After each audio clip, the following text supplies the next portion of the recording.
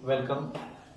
Today we start the first chapter of theory of structure, that is direct and bending stress.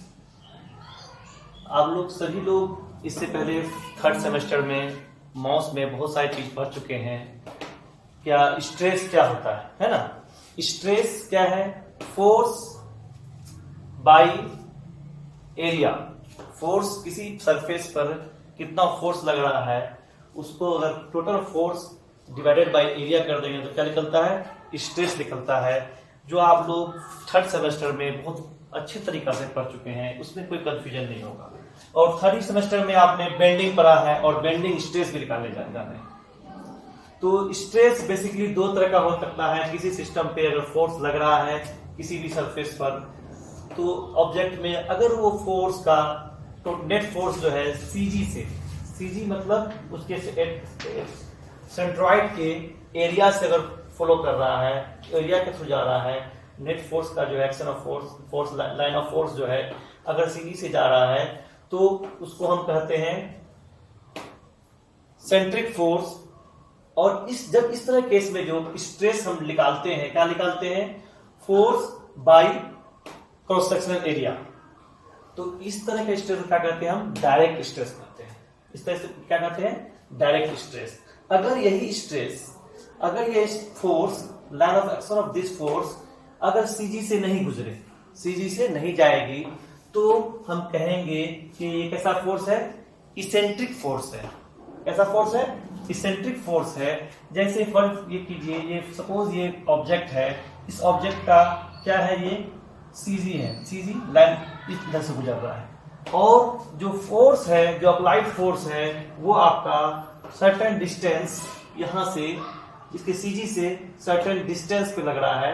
तो ये जो जितना distance centroid से CG से जितना डिस्टेंस अवे होगा, उस डिस्टेंस को क्या कहेंगे? Line of action of force जो है, line of action of force CG से जितना डिस्टेंस पे होगा, उस distance, line of action of force और सीजी के बीच के डिस्टेंस को क्या कहते हैं? हम इसेंट्रिसिटी कहते हैं। जब फोर्स इसेंट्रिक होगा तो क्या हो डेवलप होगा? उसमें मोमेंट डेवलप होगा। क्या हो डेवलप होगा? मोमेंट डेवलप होगा। इस तरह की जब मोमेंट डेवलप होगा, हम लोग पढ़ चुके हैं कि मोमेंट जब भी डेवलप होगा तो मोमेंट के कारण उसमें क्या आएगा? बेंडिंग आएगा। जब किसी भी मेंबर पे, जब किसी भी ऑब्जेक्ट पे मोमेंट एक्ट करता है तो उसमें क्या होता है? बेंडिंग डेवलप होता है, बेंडिंग स्ट्रेस डेवलप होता है। तो बेंडिंग जब डेवलप होगा तब एक स्ट्रेस और आएगा। क्या आएगा सर? आपका बेंडिंग स्ट्रेस, है ना, जो आप लोग पढ़ चुके हैं। क्या है? उसको ड्राइव भी कर चुके हैं हम लोग पहले, M/I into Y. Yes sir. और ये M/, इसको Z भी कहते हैं ना, where Z is equal to क्या है? I/Y। इसको क्या कहते हैं? Section modulus. इसको सेक्शन मॉडुलस भी कहते हैं। ये लोग हम लोग ठीक से पढ़ चुके हैं थर्ड सेमेस्टर में। यहाँ पे आप देख, बस इसी चीज को देखना है कि हम लोग इस चैप्टर में क्या पढ़ेंगे।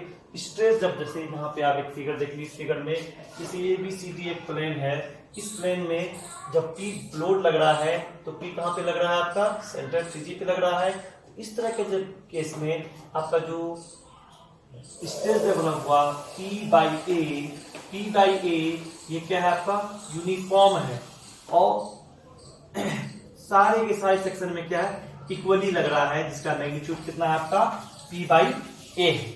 अगर यही इस केस में देखिए, अगर ये फोर्स जो है आपका क्या लग रहा है?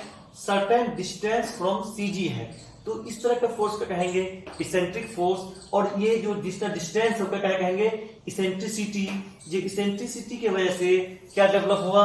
तो इस फिगर को हम इस तरह भी लिख सकते हैं कि जैसे आपका ये फिगर है, इस फिगर को हम दिखा सकते हैं क्या? एक फोर्स P नीचे जा रहा है, उसको कैंसिल आउट करने के लिए नीचे से भी लगा दिए, ऑपोजिट डायरेक्शन में कैंसिल आउट हो गया और उसके नलीफाई हो गया।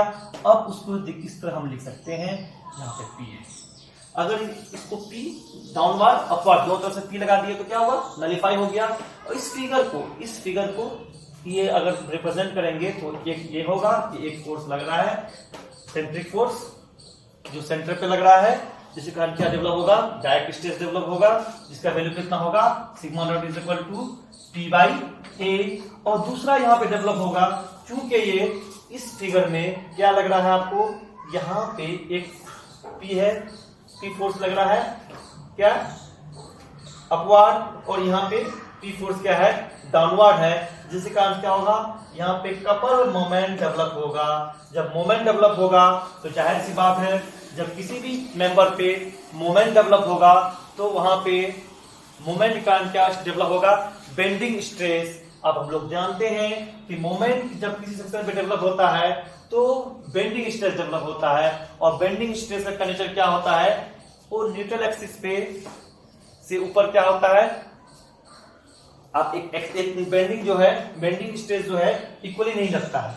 ये क्या होता है, एक पॉइंट होता है जहां पे बेंडिंग स्ट्रेस बिल्कुल जीरो होता है, उसके बाद पॉजिटिव नेगेटिव चेंज होते रहता है। तो न्यूट्रल एक्सिस पे जैसे इस केस में आपने देखा होगा, जब मोमेंट की बात कर रहे हैं, जब मोमेंट की बात करते हैं तो क्या होता है, एक न्यूट्रल एक्सिस देखे थे, न्यूट्रल एक्सिस के ऊपर क्या होता है आपका कंप्रेशन में था और उस नीचे टेंशन में था। सेम वही देखिए, यहाँ पे मोमेंट लग रहा है तो इधर क्या होगा आपका कंप्रेशन में होगा, इसके अबाउट जब लग रहा है यहाँ पे क्या होगा कंप्रेशन में होगा, उधर क्या होगा सर आपका कंप्रेशन में, इधर क्या होगा टेंशन में। जब हम कंबाइंड स्ट्रेस की बात करेंगे किसी सेक्शन पे, हमको ये देखना होगा कि नेट स्ट्रेस क्या है, मैक्सिमम नेट स्ट्रेस क्या है। तो अगर हम बात करें इस पॉइंट पे, फर्ज आप ये ए बी था, ये ए है और ये बी है, ये ए और बी है, तो यहाँ पे हमको चेक करना होगा, चाहे तो मैक्सिमम यहाँ पे डेवलप होगा या यहाँ पे डेवलप होगा। क्योंकि इस फोर्स का जो नेचर है, इस फोर्स का क्या है, क्योंकि फोर्स डाउनवर्ड लग रहा है, ये जो मेंबर पे फोर्स लग रहा है इसका नेचर क्या है, कंप्रेशन पे है। अगर कंप्रेशन को पॉजिटिव मान लेते हैं तो, और यहाँ पे जो डेवलप होगा इसमें एक एंड पे क्या होगा, एक एक्सट्रीम फाइबर में, एक एंड के एक्सट्रीम फाइबर में क्या होगा पॉजिटिव टेंशन होगा, एक एक्सट्रीम फाइबर में क्या होगा टेंशन होगा। इसलिए जब भी नेट फोर्स निकालेंगे, ये क्या निकालेंगे, direct stress plus minus bending stress. जाहिर सी बात है, बेंडिंग स्ट्रेस क्या होगा आपका नेगेटिव भी हो सकता है, पॉजिटिव भी हो सकता है, या टेंशन हो सकता है, या कंप्रेशन भी हो सकता है। इसलिए जब टेंशन होगा तो आपका क्या हो जाएगा, यहाँ पे sigma dash minus sigma B लिखेंगे इस केस में, जब जिसमें टेंशन में है, कहां पे, जैसे यहां पे आपका एग्जांपल पे ए पे, हाँ?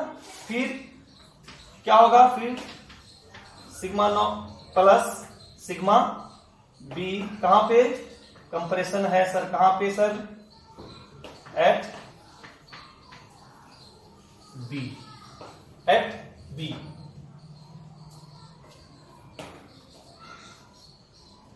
अब क्या इसके आप क्या केस में क्या कर सकते हैं, आपका जो इस चैप्टर में है, ये जो अभी जो बताया इसेंट्रिसिटी, हम यहाँ पे सिर्फ एक ही एक्सिस के अलाउंग देख रहे हैं, लेकिन इसेंट्रिसिटी बोथ एक्सिस के अलाउंग भी हो सकता है। तो ये आपका न्यूमेरिकल वगैरह में आपको देखा जाएगा, लेकिन आपको बेसिक आइडिया यहाँ पे लग गया कि डायरेक्ट स्ट्रेस क्या हो सकता है और बेंडिंग स्ट्रेस क्या हो सकता है। ठीक है, नेक्स्ट क्लास में एक हम लोग देखेंगे।